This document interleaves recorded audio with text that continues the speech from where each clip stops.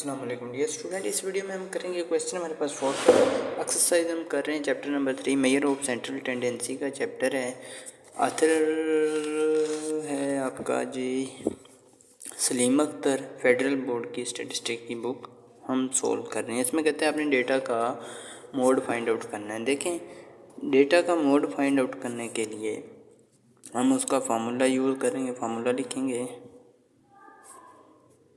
इसको x head से भी रिप्रेजेंट करते हैं, दूसरा मोड ऑफ एक्स भी कह सकते हैं, मोड ऑफ एक्स या वाई, जो भी वेरिएबल आप देना चाहें ले सकते हैं। अब ये होली वेजेस में क्लासेस हैं और दूसरा है आपका फ्रीक्वेंसी का कॉलम। ठीक है, तो इसका पहले फार्मूला लिखते हैं। फार्मूला लिख के देखते हैं हमें क्या क्या चीज़ों की ज़रूरत है। एल प्लस, जिस तरह मीडियन का फार्मूला होता था इसी तरह मोड का अलग फार्मूला है, जो हमने क्वेश्चन 37, 8 एंड 39 में ऑलरेडी कर लिया है।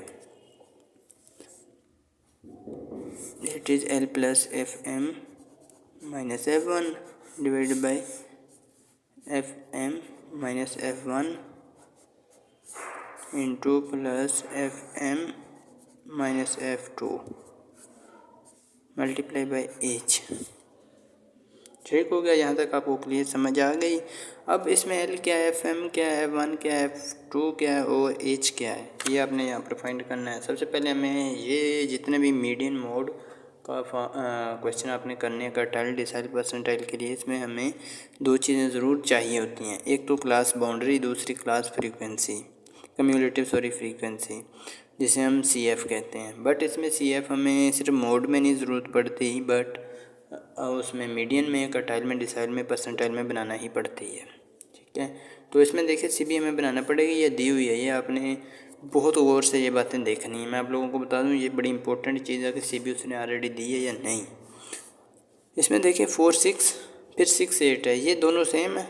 ये जी, ये 8 यहाँ पर भी 8 है, ये भी सेम है, यहाँ पर भी सेम है, यहाँ पर भी सेम है, यहाँ पर भी सेम है। तो इसका मतलब सी बी उसने हमें ऑलरेडी दी हुई है। ये होली वेजेस हैं, साथ साथ ये सी बी भी है। ठीक हो गया जी। अब इसमें आपने ग्रुप फाइंड आउट करना है मोड का, कि कौन सी लाइन मोड की है, मोड ग्रुप की है।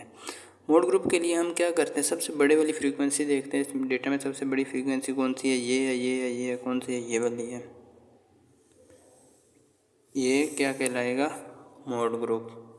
इसको हम कहेंगे मॉडल ग्रुप। मैं अक्सर पढ़ाता हूँ तो मॉडल ग्रुप भी लिख सकते हैं या मोड ग्रुप भी।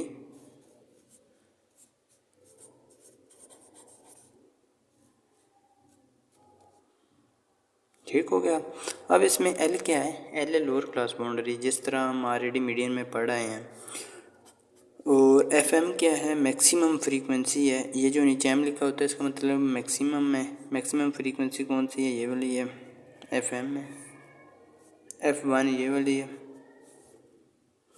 एफ टू ये वाली है। ठीक हो गया जी। अब इसमें ये सारी वैल्यूज पुट करते हैं। और एच आपने कैसे निकालना है, एच इन डेटा में से आप कोई भी कंसेक्टिव टू टर्म का डिफरेंस ले सकते हैं। जिस तरह 4 एंड 6 का डिफरेंस ले लें, 6, 8 का ले लें, या 8 एंड 10 का, इस तरह ले लें, जैसे मर्जी ले लें, आपका एच निकल आएगा।